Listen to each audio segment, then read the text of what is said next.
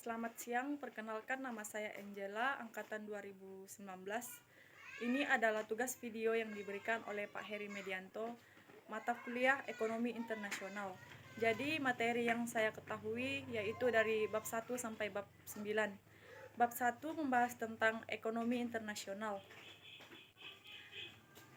Transaksi dagang antara satu negara dengan negara lain, baik mengenai barang ataupun jasa-jasa, dan dilakukan melewati batas daerah suatu negara. Misalnya Indonesia mengadakan hubungan dagang dengan Prancis, Jepang, Cina, Amerika Serikat, Singapura, Malaysia, dan lain-lain. Bab 2, pengertian ekonomi internasional. Ekonomi internasional mempelajari tentang hubungan ekonomi antara negara yang berkaitan dengan alokasi sumber daya yang ada sebagai dampak langsungnya yang dijalankan melalui mekanisme perdagangan, investasi, dan kerjasama internasional. Bab 3, perdagangan internasional. Perdagangan internasional dalam perdagangan internasional yang melakukan perdagangan bukan negara, tetapi para pelaku ekonomi di masing-masing negara.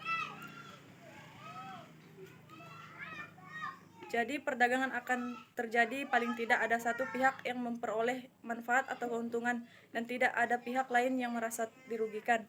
Bab 4, keunggulan komparatif.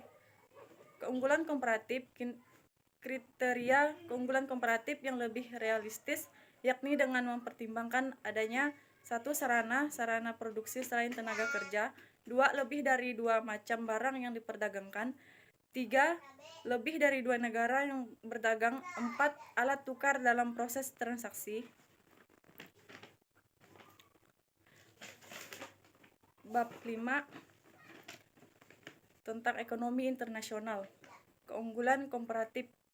Keunggulan komparatif, 3 faktor utama yang mempengaruhi keunggulan komparatif suatu negara. 1. Tersedianya sarana produksi atau faktor produksi dalam macam atau jumlah yang berbeda antara negara satu dengan negara lain.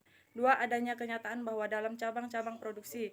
3. Adanya perbedaan dalam corak dan laju kemajuan teknologi. Bab 6, proteksi. Proteksi perlindungan yang diberikan kepada suatu sektor ekonomi atau industri di dalam negeri terhadap persaingan dari luar negeri. Bab 7, neraca pembayaran. Pengertian neraca pembayaran merupakan suatu ikhtisar yang meringkas transaksi-transaksi antara penduduk suatu negara dengan penduduk negara lain selama jangka waktu tertentu. Neraca pembayaran merangkup pembelian dan penjualan barang dan jasa, hibah dari individu dan pemerintah asing, dan transaksi finansial. 8. Bab 8 membahas tentang globalisasi, perdagangan internasional, dan kebijakan proteksi.